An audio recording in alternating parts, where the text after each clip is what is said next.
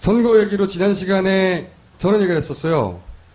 그 투표지 분류기라는 기계가 과연 이런 식으로밖에 안 되냐. 꼭 노트북을 달아야 하고 오류율이 4%가 나오게 2012년 기준으로 오류를 선관위에서 공개하지 않았어요. 오류율이 4% 이른다는 것을 알게 된 것은 그때 전국에 있는 그 선거구의 기록들을 다 모아서 표를 분석해서 일일이 알게 된 겁니다. 어떤 분이, 개인이 4%라고 하면 100만이 넘는 거예요, 숫자가.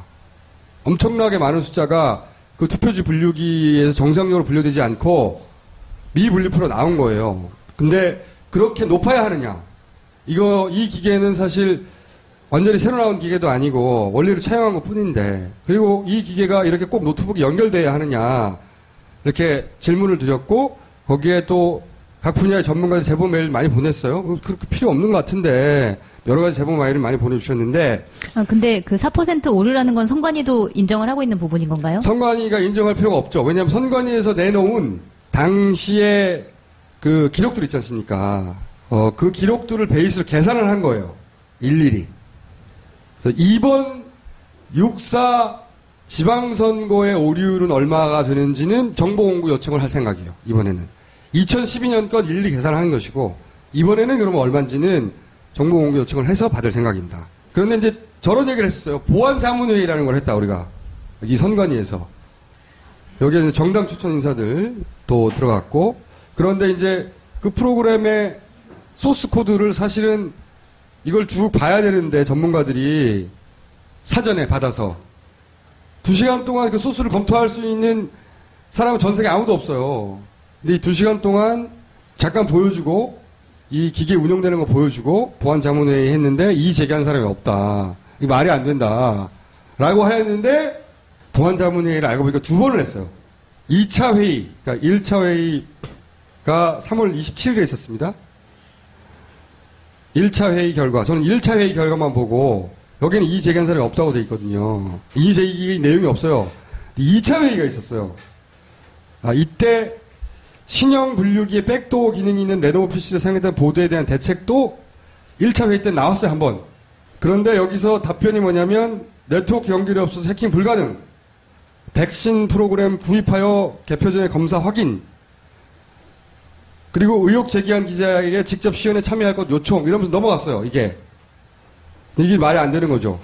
지난 시간에 쭉 얘기했지만 네트워크 카드는 그대로 있고 백신을 구입해가지고 나중에 검사한다는 게 무슨 의미가 있어요. 이 백신이라는 건 일반적인 바이러스를 잡는 거지 그 프로그램용으로 개발된 뭔가를 잡아낼 수 있는 게 아니거든요. 그리고 시연하는 걸 본다고 우리가 소스 코드를 볼 수 있나요? 대책이 안 된단 말이죠. 전혀. 2번째 얘기가 있었습니다. 5월 2일 날 같은 위원들을 데리고 모시고 이것도 2시간밖에 안 했어요, 회의를. 대략. 그런데 이 2차 회의 때 이제 소위 동의서를 받거든요. 자, 프로그램 아무 문제가 없다. 이때 유일하게 정의당의 정미영 의원이 이의 제기를 합니다. 어떤 이의 제기를 하냐면 이런 보안 동의서를 받단 말이죠.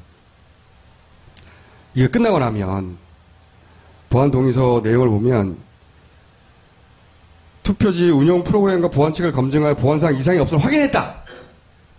라고 사인하라고 요청한단 말이죠. 유일하게 이 정의당의 정미연 의원이 사인을 거절해요. 아니 이것 가지고 어떻게 다 확인됐다고 할 수 있냐고. 그리고 실제 회의록에도 기록이 됩니다. 2차례 보안자문회의로 검증이 됐다고 볼 수 없음. 유일하게 이렇게 이의 제기를 하고 거기에 대해서 보안자문회의에서는 투명하게 공개했다는 의미로 받아들여 달라고. 다 검증했다고 완벽한 검증을 했다고 할 수는 없으나 그냥 우리가 절차들 다 투명하게 공개하고 보안카드를 생성하는데 참여했다는 것으로 투명한 공개가 이루어졌다로 받아들였으면 함! 이 선관위가 작성한 거거든요. 이게 말이 안 되는 거죠. 그래서 받아들였나요? 아니 이분은 받아들이지 않았어요, 끝까지. 그래서 사인을 안 했어요. 네. 사인 안 하고 넘어갈 수 있는 거예요? 이분은 참여했지만 나는 이것이 검증됐다고 볼 수 없다고 이의 제기를 한 거죠. 근데 이제 전원이 이렇게 사인하지 않았는데도 그 회의가 그러면은 뭐 알았다 그러고 그냥 말면 되는 거예요? 알았다고 말았어요. 말면 되는 게 아니라 이게 사실은 선관위가 외부 전문가라는 사람을 불러놓고 했던 유일한 검증 과정이라는 거예요. 부족하다는 거지 내 말은. 그리고 이의를 제기한 분도 실제로 있었다는 거죠 위원이. 땡큐하게도. 근데 더 말이 안 되는 건 한 명이라도 이의를 제기했으면 그 다음에 후속 조처가 있어야 되는데 후속 조처가 없다는 것도 좀 이해가 안 가는데요. 그럼 그 회의를 할 이유가 없잖아요. 후속 반대한 조처는 사람인데. 없습니다. 보안자문회의를 했다. 2차례에 걸쳐서. 그리고 더 나는 이해가 잘 안 가는 부분 중에 하나는 뭐냐면 이 동의서에 보면 이 정 위원이 사인하지 않은 동의서에 보면 4번 항목이 검증 과정에서 취득한 비밀을 누설하지 말라는 건데 이해하겠어요. 보안자문회의인데. 그런데 개인적 의견을 외부에 밝히는 게 왜 안 되는 거야? 투표지 분류기와 관련하여 나는 보안이 완벽하지 않다고 생각한다거나 개인적으로 이런 의견이 있을 수 있잖아요. 이거를 외부에 밝히지 말라고 동의를 요구해서 나머지 위원들은 사인했다는 것도 난 마음에 안 들어요. 충분한 검증을 거쳐서 만들어서 운영되고 있습니다라고 할 수 없다는 거죠, 우선. 이게. 절차적으로도. 그리고 오늘 하려고 하는 주요한 내용은 이겁니다, 이제. 자, 이 투표지 분류기에 대해서 계속 얘기하고 있었잖아요. 지난 시간에 이렇게밖에 만들 수밖에 없느냐. 근데 우리가 비교할 사례가 없잖아요. 모르잖아. 투표지 분류기를 일생 동안 누가 신경 써? 우리 일반인들이 평생 절대 신경 안 쓰지. 파파에서 찔찔 하니까 처음으로 들어보는 거 아니에요, 지금? 그죠? 우리가 왜 이 기계까지 신경 써야 돼? 자, 이 투표지 분류기를 비교할 만한 대상이 우리 이웃에 있어요. 일본에. 일본에도 투표지 분류기를 씁니다. 몰랐죠? 정말 신기하네요. 일본에도 이 투표지 분류기를 쓴다고. 자, 지금부터 일본의 개표 과정을 번역한 한 개인이 있어요. 그분에게 대단히 감사드리고요. 만들어진 동영상을 지금부터 보실 텐데 이 동영상을 보시고 나서 제가 퀴즈를 낼 겁니다. 퀴즈를. 자, 우선 저한테는 해당 안 되는 거죠. 그 퀴즈에 대한 답을 오늘 바로 하지 않아도 돼요. 다음 시간까지 내도 되는데 지금부터 동영상을 하나 보자고요. 細心の注意を払っていただいてお仕事を進めていただきます。そして心合わせ 체육관에서 하는 건 똑같아요. 第23回参議院議員選挙も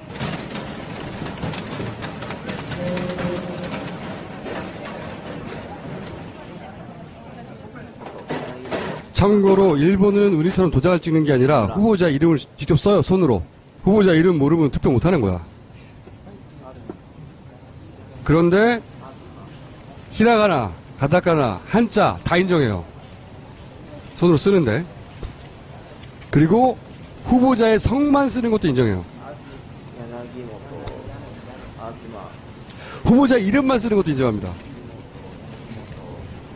성 이름 혹은 이름 성 순서가 바뀐 것도 인정해요. 이름 뒤에 씨, 누구누구님, 누구누구군 다 인정해요. 이름을 쓸 때 히다가 가다가나 한자 다 섞어 쓰는 것도 인정해요. 그러니까 유권자가 자신의 의사 표현을 정확했다고 치면 그리고 그걸 구분할 수 있으면 다 인정해 주는 거예요. 다. 모조리.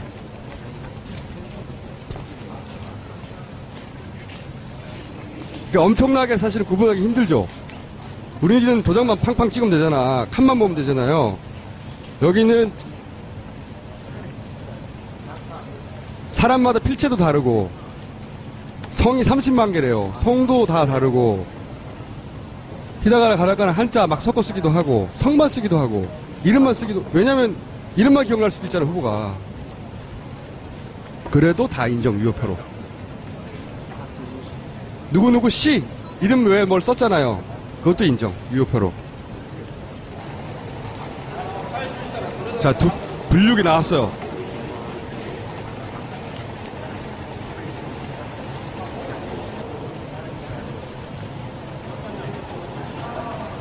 좀 전에 그 기계가 분류기인데, 투표지 분류기. 작동하는 걸 다시 한번 보여주는 장면이 나옵니다. 요 기계가 분류 기계예요. 여기서는 몇 표를 득표했다고 세지 않는 거예요. 그냥 구분만 합니다. 그야말로 분류만 해놓는 거예요. 이 단계에서는. 그럼 뭐가 무효표냐? 무효표는 낙서를 했거나 이름을 안 쓰고 아니면 놈 누구누구 놈 누구누구 새끼 이름 뒤에 이런 거는 무효라고 합니다. 아, 근데 이름을 쓰는 방식은 굉장히 개표하는 것도 힘들 것 같은데 굳이 도장 찍는 게 아니라 왜 이름 쓰는 걸로 하는지 좀 이해가 안 가는데요. 자, 좀 전에 이렇게 기계가 작동하는 거 이게. 저렇게 1차 사람이 분류한 다음에 이 분류 기계에 집어넣어요. 옆에 기계 보이죠? 기계 그러면 착착착착착 돌아가면서 표를 이 칸 위에다 착착착 구분해서 집어넣는 거예요. 투표 분류기에 노트북이 연결이 안 돼 있네요.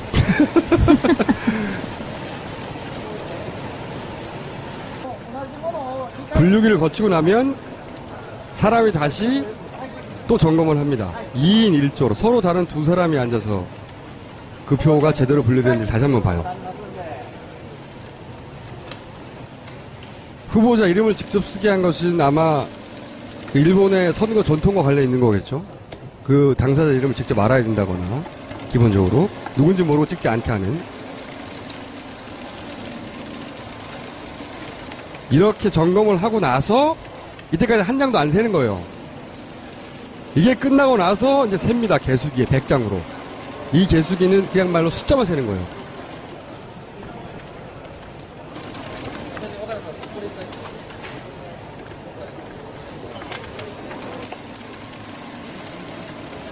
그리고 개수를 할 때는 꼭 2개의 개수기를 거칩니다. 기계로 하나 하고 나서 다른 기계로 또 한 번 해요. 머리 여신기로 후보 0조.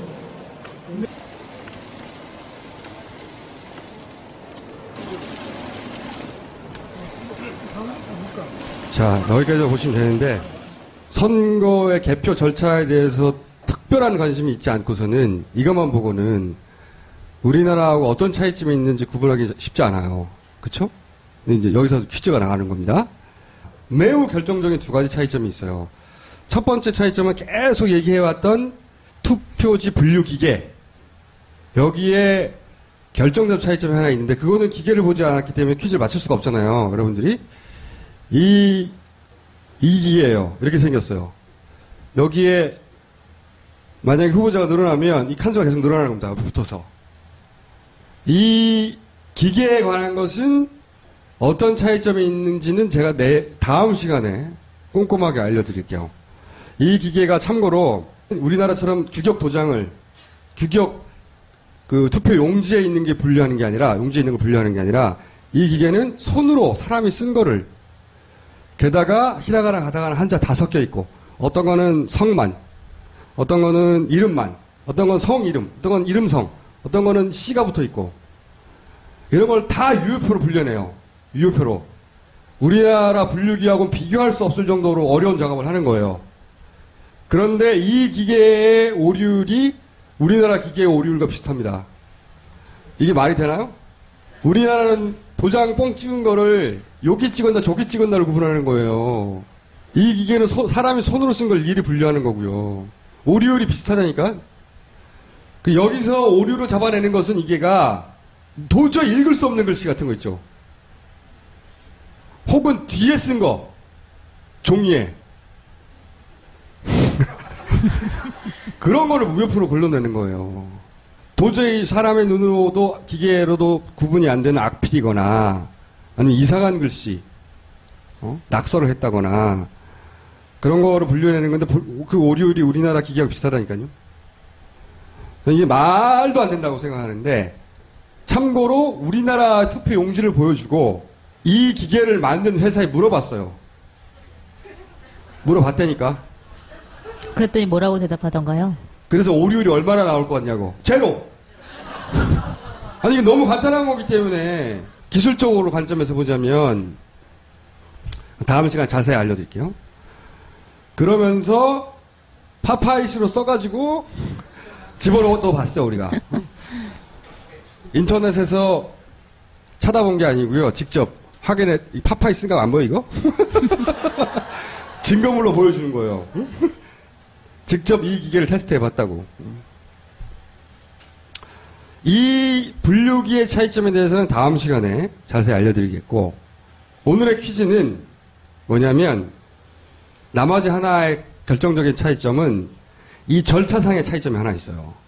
물론 뭐 크게 다른 점이 여러 가지 있어요. 여러 가지 있는데 결정적인 차이점이 하나 있어요. 예를 들어서 우리는 한 번 하는데 얘는 두 번 한다거나 개수기를 두 번 쓴다거나 이런 거 말고, 이것이 단순한 분류기인지 아니면 사실상 전자개표의 측면이 있는지를 가늠하는 중요한 차이점이에요. 우리나라 절차를 한번 알아보고 이 동영상을 잘 보면 그 중요한 결정적인 차이점 때문에 일본은 단순 분류기계라고 할 수 있습니다. 하지만 우리 기계 때문이 아니고 절차 때문에 우리나라는 이거는 전자적인 개표의 측면이 좀 있다 라고 말할 요소가 있어요. 그 차이점을 메일로 보내주시면 정답을 맞추신 분에게 저희가 다음 시간에, 저 알 것 같아요. 말하지 마요. 알면. 페이스북도 좋고 메일로도 보내주셔도 돼요. 정답을 맞추신 분에게 밥을 살 기회를 드리겠습니다. 그분이 밥을 사시는 거죠? 밥을 살 기회를 준다고. 남성의 경우에는 송채경화 기자가 합석합니다. 별로 썩 원하는 분위기는 아닌 것 같네요. 그것도 원하지 않아? 여하간 그러면 송채경화 기자는 신경 쓰지 말고요. 정답은 아주 간단한 거예요. 복잡하지 않고 사실은 아주 단순한 건데 우리가 보지 못할 뿐이에요. 그러니 그게 뭔지를 곰곰이 생각해서 메일로 보내주시면 다음 시간에 정답도 발표하고, 그리고 이 투표지 분류기 일본과 우리나라의 차이점을 자세하게 알려드릴게요. 오늘 여기까지인데요. 월드컵 특집이기 때문에 월드컵과 관련된 멘트로 얘기를 끝내자면, 이영표 선수가 축구는 멘탈 게임이라고 절대 동감하거든요. 근데 사실은 인생 자체가 멘탈 게임이에요. 이게 내가 이 인생을 어떻게 상대할 것인가, 그 태도에 따라서 사실은 굉장히 많은 게 바뀌죠. 그 멘탈의 힘 중에서 이 현 정권 하에서 가장 필요한 거는 의문하는 힘입니다. 끊임없이. 그래서 의문하는 근육을 키워야 한다. 그렇게 의문하기, 그런 근육을 키우는데 저희 파파이스가 단련기가 되도록 하겠습니다. 네. 오늘은 여기까지입니다. 감사합니다.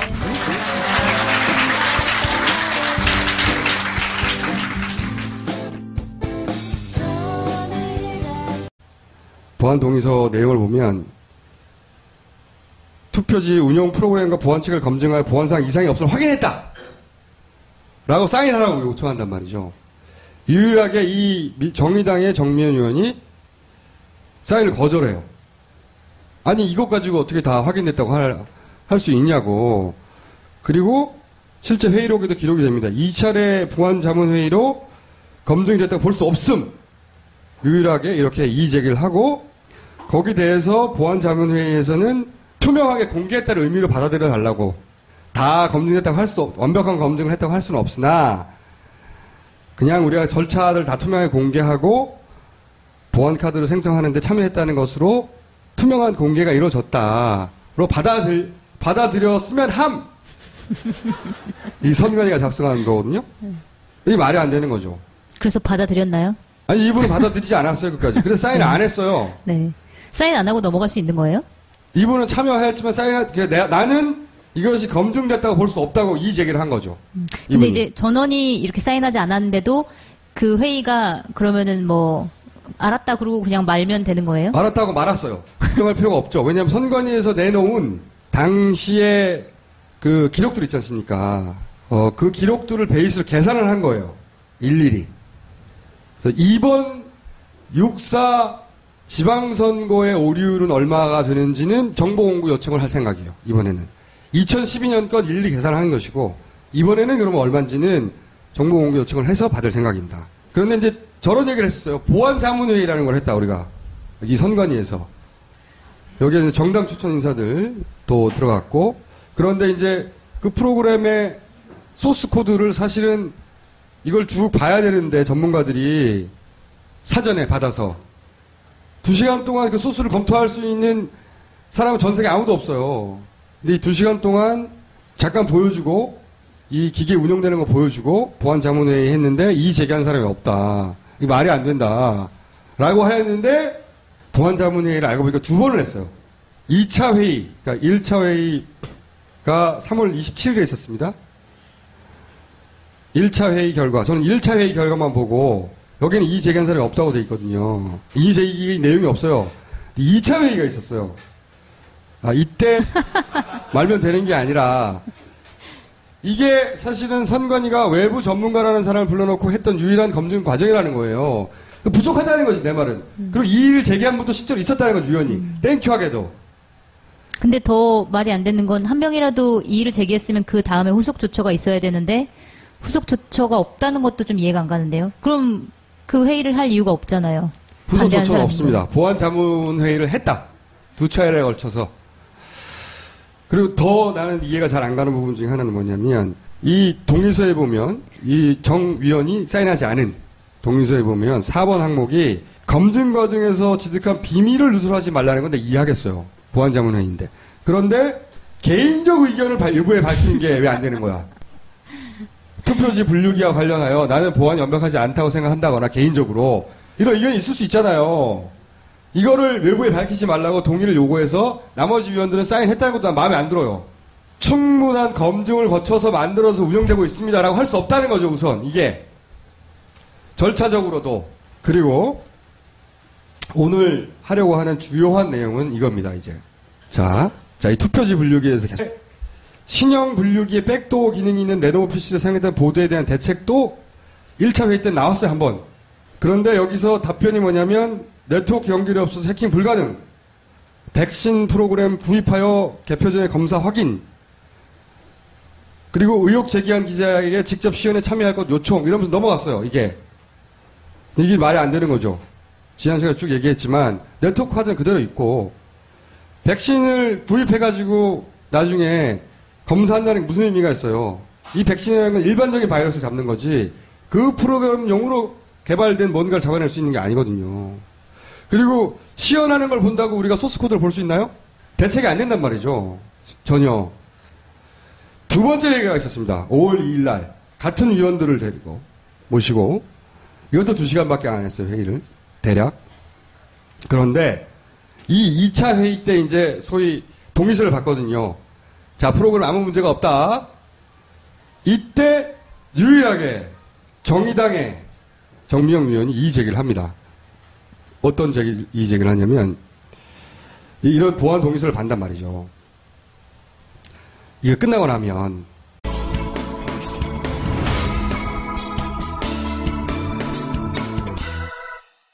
선거 얘기로 지난 시간에 저런 얘기를 했었어요. 그 투표지